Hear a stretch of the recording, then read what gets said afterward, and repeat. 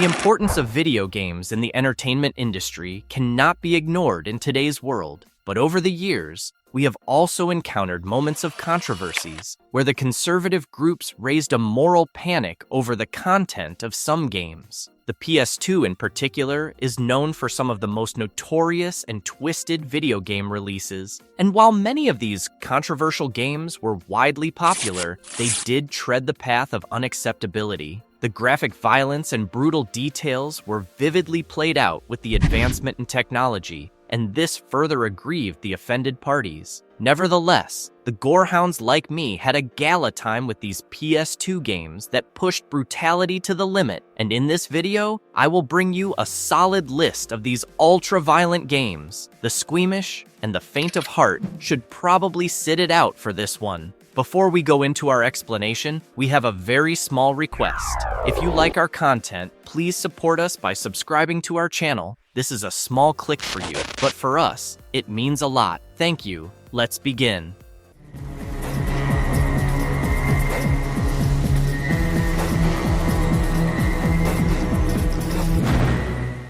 Manhunt, 2003. Developed by Rockstar North and published by Rockstar Games, Manhunt was released for the PS2 in November 2003, and it should had a Windows and Xbox release as well the next year. The narrative is set in the fictional Carcer City, and corruption and crime has overrun the city life. A journalist reports that a death row inmate named James Earl Cash has been executed by lethal injection, but he was only sedated, and he wakes up to an unknown voice that refers to himself as the director and has some instructions for Cash. He is promised his freedom, but for that, he has to kill the gang members sent out to hunt him. Cash realizes that he has no choice but to participate in a series of snuff films by violently killing the gang members who are also out to get him on camera, and this twisted entertainment for the director forms the gameplay of Manhunt. The dark tone and the violent gameplay were shocking for the audience who weren't used to such morbid concepts. The game ended up getting banned in several countries because of the extreme violence, but it soon developed a cult following among the gamers. The countless scenes of uncensored carnage can get to you at times, and the frightening premise also makes this a psychological burden for the player. The adrenaline rush is something else as you use stealth and creep through the streets using your smarts to avoid death, and I would have loved it all the more if the shooting mechanics were better. It also had a sequel called Manhunt 2 that was not related to the first game, even though it had similar stealth elements in the gameplay. Stop! No!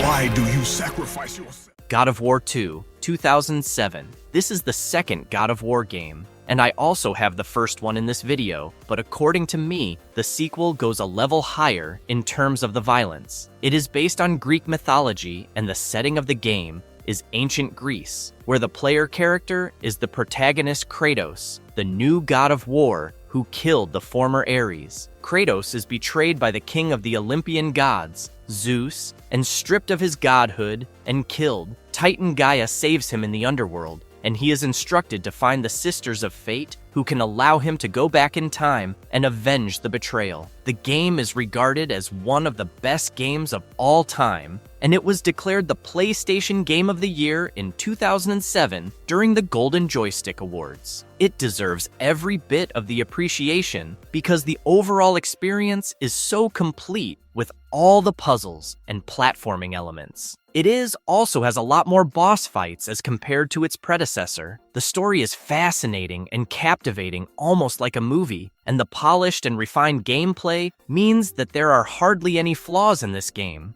I also think that the magic attacks here are an improvement over the ones we saw in God of War. I quite enjoy the fast-paced narrative of the game, and it became such a successful venture for its developer Santa Monica Studio that another sequel, God of War 3, was released in 2010. New York City. Forget the things you've heard about the place. About the new New York. The Punisher, 2005. The Punisher was already a popular comic book series and a notable anti-hero when Volition and THQ developed and published a third-person shooter game for PS2. Based on the Marvel Comics hit Punisher, the game narrative picks up with a cinematic of the Punisher killing many Yakuza members. He is then apprehended by the law enforcement and transferred to Rikers Island for interrogation. Most of the events in the game take place as flashbacks during his interrogation process. The narrative captures the violent exploits of the Punisher and pits him against some infamous villains like Kingpin and Jigsaw as he takes down criminals by the hordes. The storyline of the game is impeccable, and the system of torture and inordinate amount of violence are not commonly found in games today. The scenes of torture and gore also led to an initial adults-only rating that severely affected sales before the makers introduced a few censors to the death scenes. I love the portrayal of Punisher himself as this unforgiving and ruthless entity, and the only complaint that I have about the game is that the sound effects could have been better. The gameplay also has a tendency to get repetitive at times, but that is something that can be ignored with all the exciting stuff happening around you. The game stays true to the original work, and the dark and gloomy ambience is just like how we had all pictured things while reading the comic books. It is not surprising that the game sold over 1 million copies and became one of the most profitable games for Volition. I haven't forgotten, Ares. I remember how you saved me. That night, I was trying to make you a great warrior. You succeeded.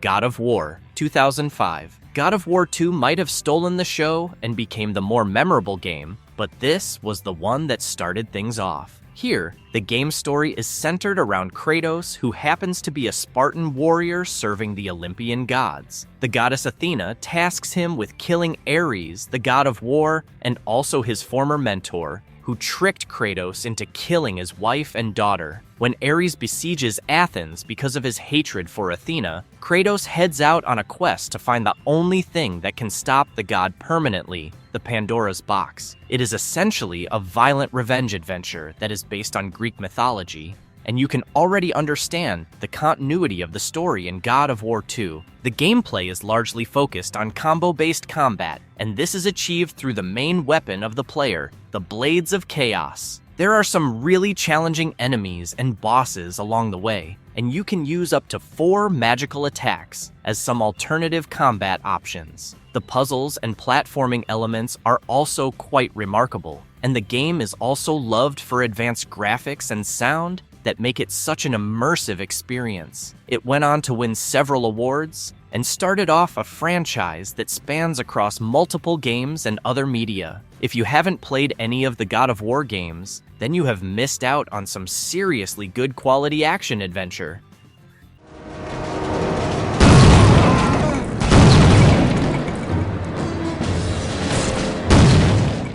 Soldier of Fortune, 2000. This first-person shooter was developed by Raven Software and published by Activision for Microsoft Windows before it was leased for the PlayStation 2. The story picks up on the aftermath of a theft of nuclear weapons, and an Afrikaner neo-fascist group in Germany is responsible. Nuclear weapons are stolen from a storage facility in Russia, and they are then sold to various nations. The player has to take up the role of a US mercenary who heads out on a global mission around the world to stop the deadly nuclear conspiracy of the terrorists. The game was built with the Quake 2 engine, and the realistic depictions of violence really stood out. There were scenes like the dismemberment of human bodies, and such graphic violence caused countries like Canada and Germany to declare this as harmful to young people officially. However, this did nothing to affect the insane popularity of the game, and it spawned 2 sequels in the years to come. The controls of this game can be a bit tricky, and the lighting issues are also there,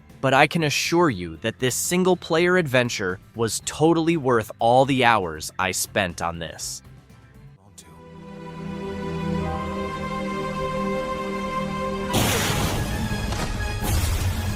Here they come again. Nanoreaker 2005. Nanoreaker is a science fiction hack-and-slash action game for the PlayStation 2 set in the near future, where nanotechnology designed to benefit humanity initiates a disaster, as self-replicating nanomachines turn the inhabitants of a research island into monstrous cyborg entities called orgamechs. The story follows Jake Warren, a disgraced military cyborg with a violent past, who is thawed from cryogenic sleep to stop the outbreak and save the world from annihilation. He is armed with a plasma blade capable of destroying matter at the molecular level, one of the few weapons effective against the nanomachine monsters. The game remains slightly underrated and lesser known even today, and that is because Nanoreaker came with some serious issues. Even though the violent gameplay was engaging and entertaining, there were parts of the gameplay that felt extremely repetitive and generic. More importantly, the bland environments and somewhat underdeveloped storyline did not help the cause. I did enjoy the robust combo system and the variety of weapon transformations, but Nanoreaker deserved to be a lot better with the idea behind it. While the violence and graphic gore in the game cannot be denied, this is definitely not among the most impressive works of Konami.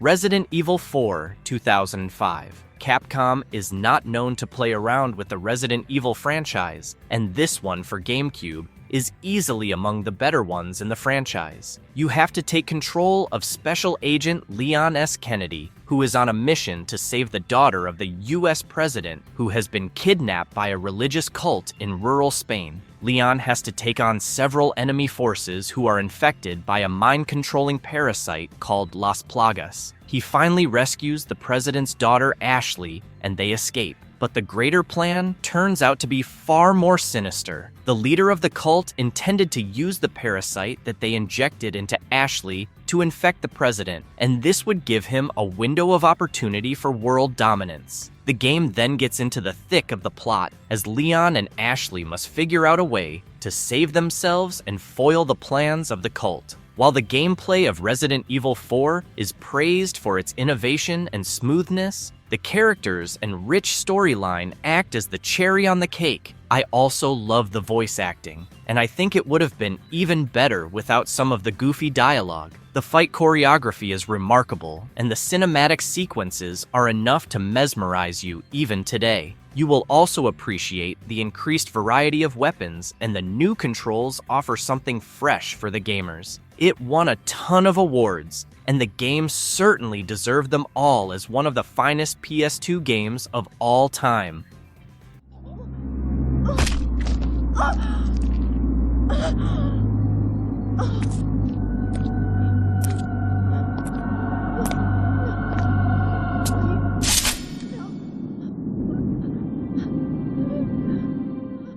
Blood Rain 2002. This action-adventure hack-and-slash video game was developed by Terminal Reality, and it spawned a very successful franchise with sequels, films, and even comic books. The titular Rain is a Tampere who is searching for her vampire father in a 1933 setting. She is recruited by a secret society that combats supernatural threats to humanity, and she is sent on a mission to contain a zombie-like outbreak in the town of Morton, Louisiana. After dealing with the situation, Rain is sent to Argentina in 1938 to check out a mining facility where the Nazis are searching for a mystical relic of great power. Her adventures continue in blood-soaked violence, and she takes on everything from mutated creatures to vampires in her ultimate mission to protect humanity. This is the favorite vampire game for many who grew up during the time, and Rain as the alluring Dampier protagonist makes things even better. The fast-paced, Tomb Raider-like third-person shooting mixed with some solid hack-and-slash mechanics makes sure that you will never get bored of this game. Rain also has some vampire-like abilities, such as rebound kicks, slow motion, aura vision, and blood rage for fighting bosses and large number of enemies. Also, the amount of gore that you will find in the game is off the charts, and this is one ultra-violent game that holds up even today.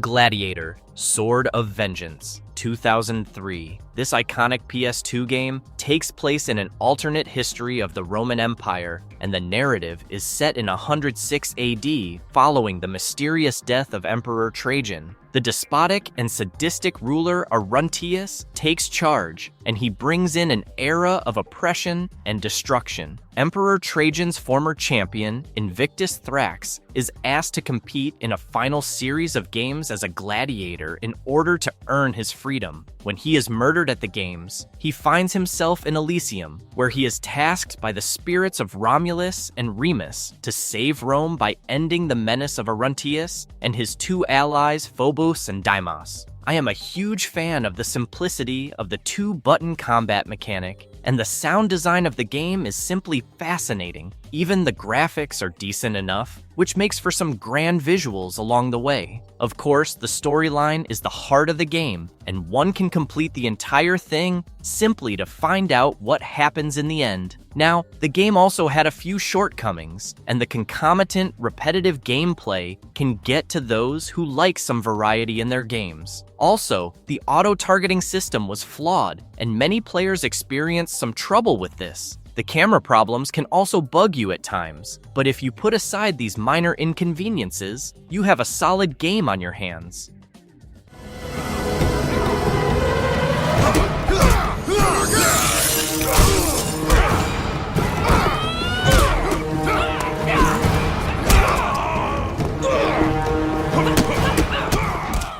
Mortal Kombat Shaolin Monks, 2005. This is an interesting spin-off of the Mortal Kombat franchise, and the game offers a retelling of the events of Mortal Kombat 2. In this unique PS2 game, developed and published by Midway, you have to control the Shaolin monks Liu Kang and Kung Lao as they go about their mission of protecting Earthrealm from the forces of the Outworld. The events take off on the aftermath of the first Mortal Kombat, and without giving you a direct spoiler, I have to say that it leaves you on a cliffhanger ending. There are 3 main modes available, and the player also has the option of playing a shortened and censored demo version. The game is available in both single-player and multiplayer modes, and it is widely praised for transition the Mortal Kombat series into an adventure game with a more lighthearted narrative. It doesn't skip on the gore, however, and there are some graphic kills that you have to endure. The narrative that the game offers might not be the finest Mortal Kombat story, but the engaging visuals and fast-paced gameplay make up for such loopholes. The voice acting felt a bit forced at times, but it was still enjoyable in the context of the story. It became a huge commercial success with over 1 million copies sold,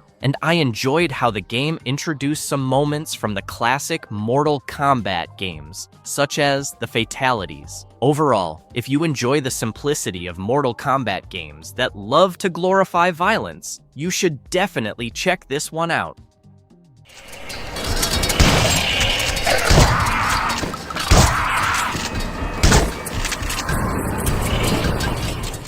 The Suffering, 2004. This first and third-person shooter horror game was developed by Surreal Software, and the iconic Stan Winston helped with the designs of the game. The story of the game centers around Torque, who is a prisoner on death row, accused of murdering his ex-wife and 2 children. However, he has no memory of committing the crime, and things take a mysterious turn after his arrival at the Abbott State Penitentiary on Carnot Island. A massive earthquake hits the island, and the prison is soon under attack from certain supernatural threats that have ties with the history of the island. Torque is freed, and he has to confront his own personal demons while also facing the threats that come his way. One of the common complaints that I hear from gamers about this game is that the combination of action and horror doesn't work so well. Now, this is true because the game is not very scary, but I am still a huge fan of the creature designs in the game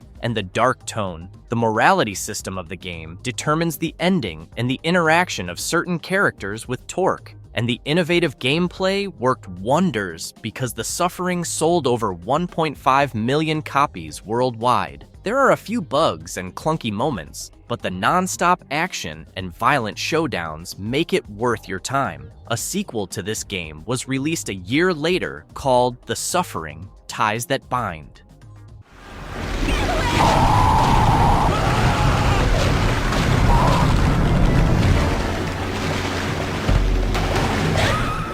Jaws Unleashed, 2006. The 1975 film Jaws needs no introduction because the cult classic smashed all records and is still regarded as one of the best aquatic horror films ever made. Jaws Unleashed was a video game inspired by the idea, and here, the player assumed control of a large, great white shark. The shark could roam freely underwater and consume animals and humans alike, leaving behind a wake of destruction in its path. It was an interesting change of perspective because you could finally be the thing that you feared in the movie version. For starters, the concept was quite unique and innovative. The game also came with a decent storyline premised 30 years following the events of and it was not just like a hungry shark preying on its victims. The graphics were surprisingly good, and it was fun to tear animals in half and dismember people as a shark. Now, this could have been a flawless gaming experience had it not been for all the glitches and freezes that you have to encounter. There are some glaring camera problems as well that do not help the gameplay. In a nutshell, Jaws Unleashed had the potential to be a lot better, and if it spent more time in development, I would have probably kept this at the top of my list.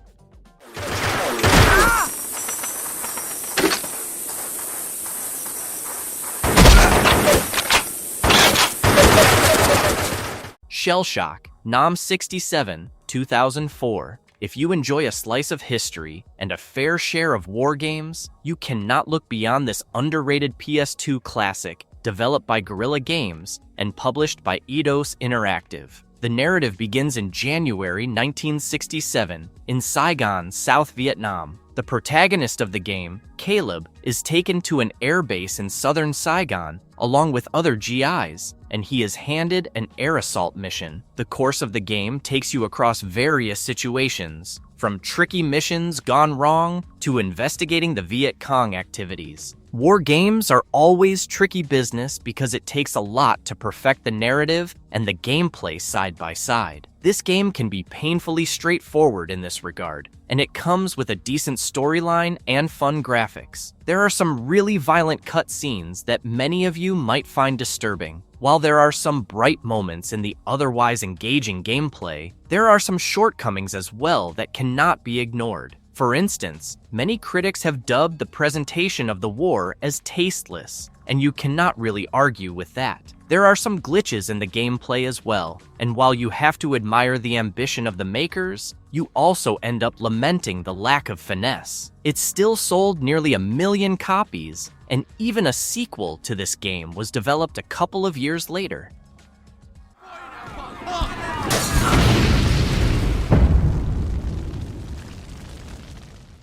State of Emergency 2002, the game developed by VIS Entertainment and published by Rockstar Games, is set in a dystopian near-future United States where a megacorporation, simply called the Corporation, has overthrown the weakened government in 2023 and imposed a brutal, totalitarian regime. By 2035, a resistance group known as Freedom incites massive riots throughout Capital City, leading the corporation to declare a state of emergency. Players choose from 5 unique characters, each with their own personal revenge against the regime, and join the chaotic rebellion to dismantle the corporation's control, fighting through riots, using everything from fists to improvised weapons, and causing mayhem as part of the uprising for freedom. State of Emergency has a morbid kind of cartoonish violence, and there are plenty of blood and gore throughout the gameplay. The graphics are not really the strong asset of the game, and even the camera angles are disappointing. Also, the difficulty level can be on the trickier side, and even with such flaws, it is fun to play the game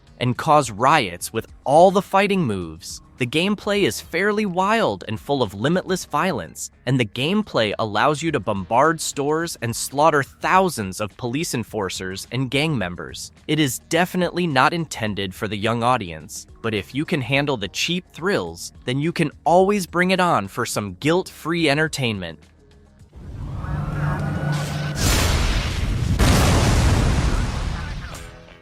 Urban Chaos, Riot Response, 2006. This one comes from the British developer Rocksteady Studios, and it was published by Eidos Interactive for the PS2 and Xbox. The narrative gives you control over a member of the newly formed T0 Riot Control Squad named Nick Mason, and you find your task cut out in an American city that has been overrun by a gang called the Burners. They use everything from bombs and firearms to crude weapons to attack civilians and cops. And your task is to protect the city as Nick by bringing in or taking down these rogue elements. This was a criminally underrated game that brings back so many fond memories for me. The gameplay and gore on the streets were addictive, and it was so much fun to step out of the car while braking and being a part of all the mindless action. Yes, the game was as campy as it could get, but if you don't mind some fast-paced, mindless shooting, you cannot go wrong with Urban Chaos Riot Response. There are over 15 missions in the single-player campaign, and almost all of them require you to kill loads of enemies. You also need to team up with emergency workers at times, and the variety of weapons and equipment never get boring. I admire how the dark and grim presentation of the gameplay matches the violent theme, and I don't think there are too many people who hate on this solid entertainer. The Mark of Cre, 2002. This is one of the best action-adventure games from the PS2 era, and it was developed by San Diego Studio and published by Sony Computer Entertainment. The story follows Rautu, a skilled but untested young warrior guided by his mentor, Baumusu, and spirit raven Kuzo, in a Polynesian-inspired world threatened by the sinister Kasai clan. Initially helping villagers with bandit troubles, Rao is tricked into retrieving a piece of parchment that is secretly one of the cursed Marks of Cre, which, when united, would unleash an ancient evil. Realizing he's been deceived by a necromancer known as the Dark One, Rao learns from a sacred oracle tree of his destiny to stop the Kasai from capturing and sacrificing those marked with Cre symbols, including himself and his kidnapped sister, Tati. Employing both brutal combat and stealth, Rao battles through enemy forces to thwart the Kasai's ritual, struggles with loss, and ultimately commits to a path of heroism to save his people and stop the curse from bringing ruin to the world. The game became extremely popular in a very short time, courtesy of favorable reviews from both gamers and critics. It was an engrossing adventure, and there were points in the narrative where the gameplay managed to cut deep enough. The animation and graphics were also top-notch, and it won a few awards for the terrific visuals. There were some controversies for the violence and the use of culturally insensitive elements of Maori culture, but keeping all that aside, it was a pretty solid game that deserved to be tried out for all fantasy and adventure fanboys.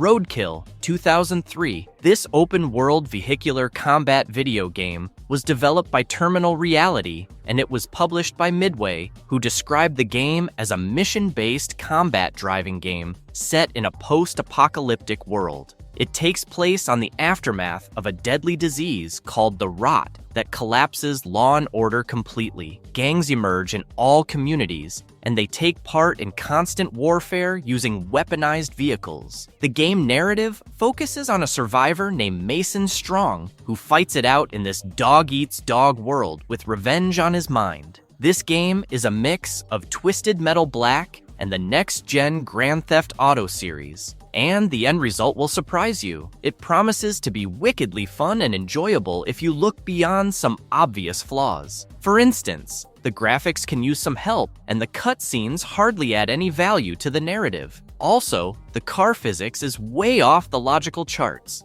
On the bright side, I really enjoyed the gritty tone and blood-spilling constant violence. The missions are quite varied, and the car combat action never really gets old. All in all, this was definitely a game that could be enjoyed by the fans of Grand Theft Auto, and the gore and rough language only added to the charm. The Warriors, 2005. This beat-em-up video game is based on a popular 1979 film of the same name, and the game narrative is also set in the 1970s New York City. An eponymous street gang is framed for the murder of a respected gang leader, and they must now return to their home turf while they are hunted by rival gangs and the cops the entire time. The game is actually expansion on the plot of the film, and the first half actually covers events from 3 months before the events of the game. I quite enjoyed the unique gameplay that revolved around large-scale brawling in 3D environments, and the chase sequences were ahead of the time. It was also a nice touch that the game had some songs from the original film's soundtrack, even though they were later removed due to licensing issues. To make things better, some of the cast members of the film returned as voice actors for their characters in the game. The game design and controls were nicely done, and the sound and plot were perfectly suited to the theme of the gameplay. Critics also appreciated the deep fight engine and the variety of violence on offer. The fans of the movie enjoyed the game, and even those not familiar with the original film could tell that the game attempted to stretch the conventional formula of what was considered a brawler back then.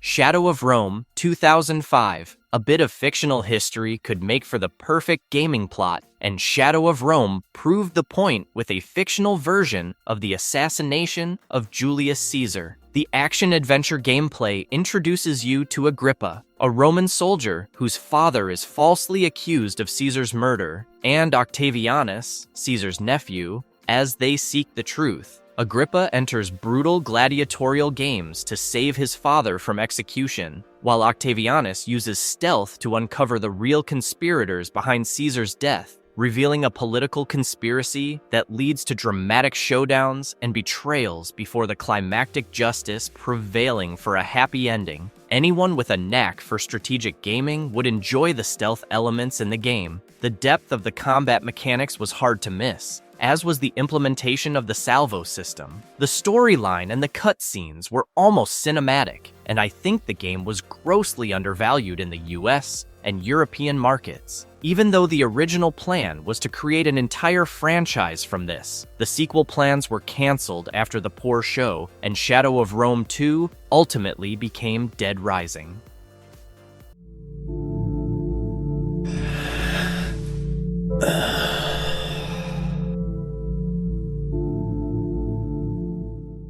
Silent Hill 2, 2001. Survival horror doesn't get much better than this, and just like the original game, the sequel also created a huge buzz among the horror fans. The story of Silent Hill 2 is about a widower named James Sunderland, who journeys to the town of Silent Hill after he receives a mysterious letter from his dead wife. This time around, we get a glimpse of the town's backstory, and unlike the first Silent Hill game, where the monsters and environments were a real manifestation, This one preys on the psyche of the visitors. The story is definitely more psychological, but the fear factor remains the same, as does the trauma that you get once you are done. It quickly became one of the best-selling games with over 1 million copies sold within a month. And the general notion was that you needed to be remarkably brave to go through the entire gameplay. The story was frightening and deep, and the graphics and atmosphere was almost as good as the original. The dense fog did hide the details of the environment, but this was a conscious choice by the makers to add the mystery element and hide the production flaws. The combat could have done with a few more challenges, but ultimately, I still regard this game as the soul-searching voyage of pain and despair that can leave one emotionally drained. Marvelous verdict. Extreme gore is such a guilty pleasure. I don't think you need to have a twisted mind to enjoy the graphic violence and gore in video games, especially as long as you remember to control your mind and accept the fantasy setting. Yes, they can have a poor impact on the kids, but I played quite a few of them when I was young, and I don't go around hitting people in public. All in all, you have to admit that whether you like them or not, these ultra-violent games with realistic graphics and rich stories had their charm. For many, it was the perfect guilty pleasure after work over a couple of beers. And for others, the games meant getting to the bottom of the mysteries. The PS2 era did give the gaming community some absolute classics, and I still have nostalgic memories of these games. Do let me know in the comments below what you think of these violent games, and also tell me about any other such game that was released for PS2 that come to mind. And if you liked our content, don't forget to leave a like and subscribe to us if you haven't already. Have a good one, and be safe. Thanks, everyone.